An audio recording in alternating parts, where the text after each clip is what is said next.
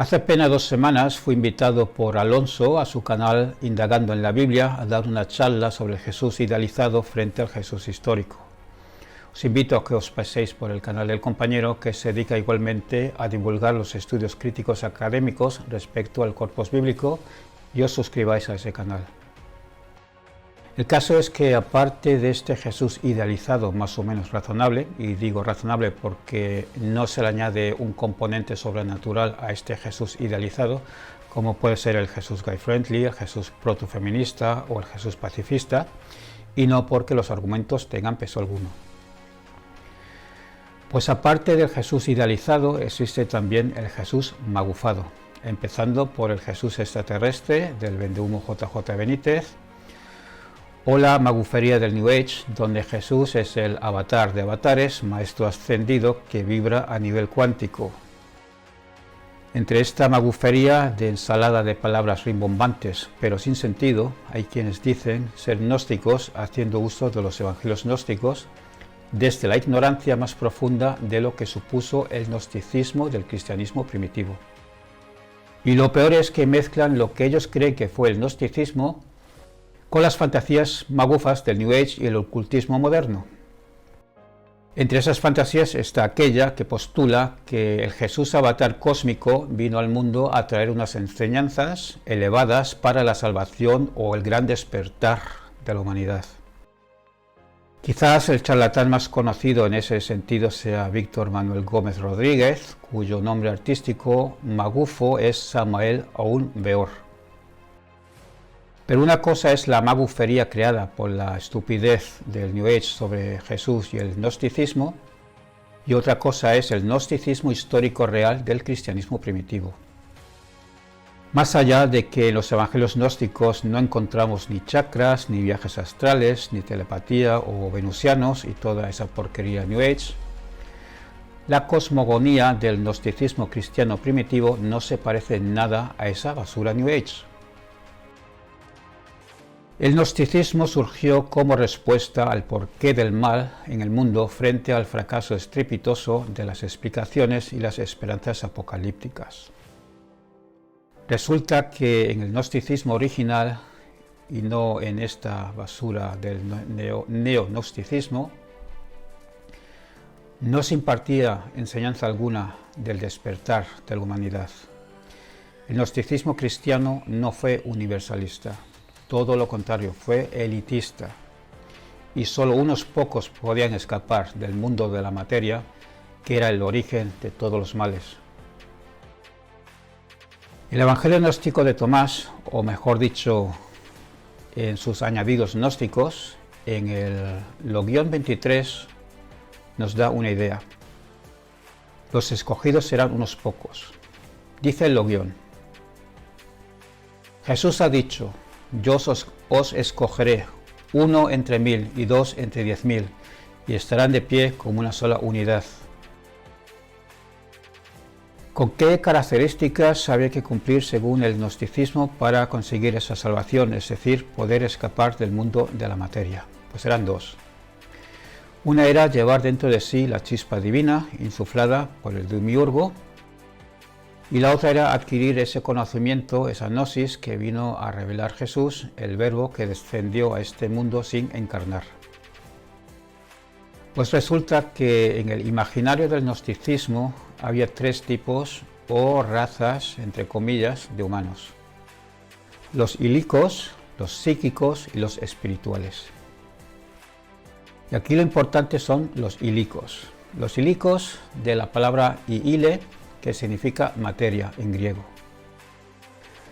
Resulta que estos humanos, que era la inmensa mayoría de los humanos, carecía de esa chispa divina, por lo que no podían unirse al Dios Padre o Dios Uno, sino que su destino era la destrucción.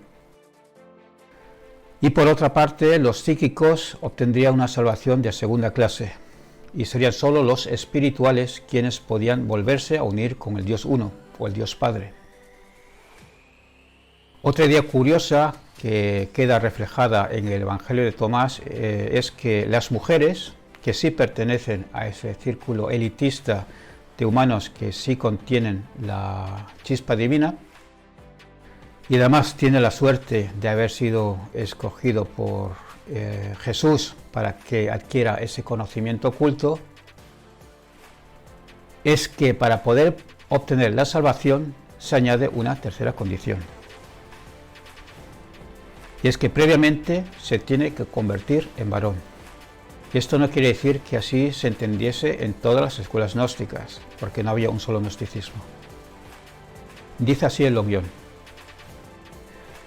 Simón Pedro les dice, que Mariam salga de entre nosotros, pues las hembras no son dignas de la vida.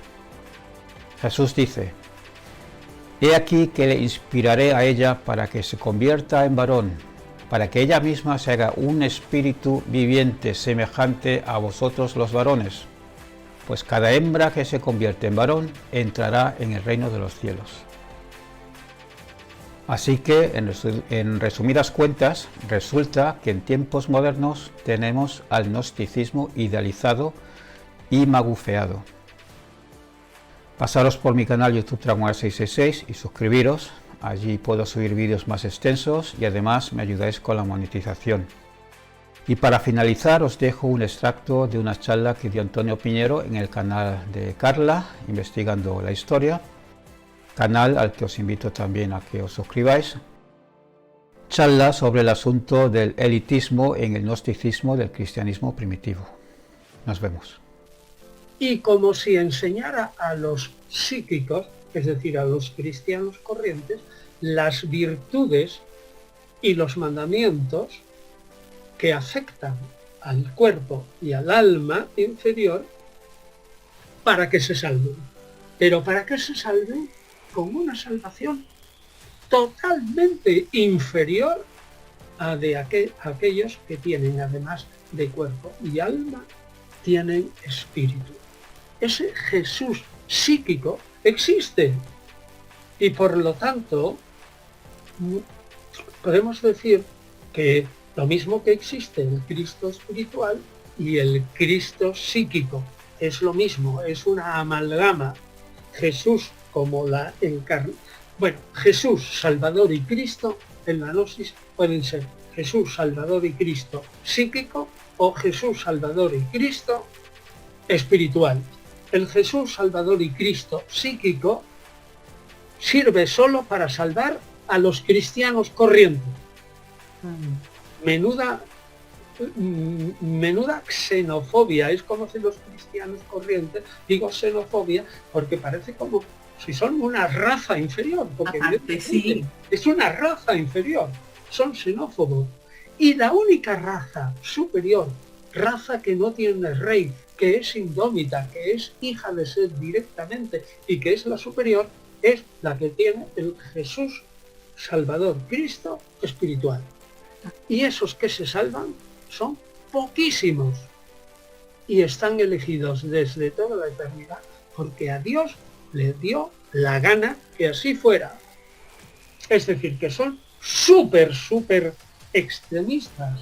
Así que ojo con esto, porque ya he dicho que el Jesús espiritual, entonces, Jesús Salvador Cristo espiritual sería solo para unos pocos y otorga una salvación plena en la participación de la plenitud de la divinidad, mientras que el Jesús Salvador Cristo psíquico es para la mayoría de los creyentes normales, los eclesiásticos, que no se salvan nada más que fuera, llamémosle, del paraíso superior.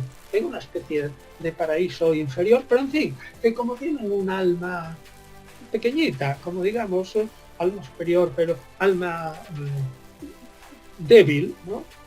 Bueno, pues están contentos con esa salvación y no aspiran a más. Y luego, los paganos, la inmensa mayoría, esos serán todos destruidos. Y eso lo dice el Jesús espiritual. La doctrina del Jesús espiritual es que la mayoría de la raza humana será aniquilada.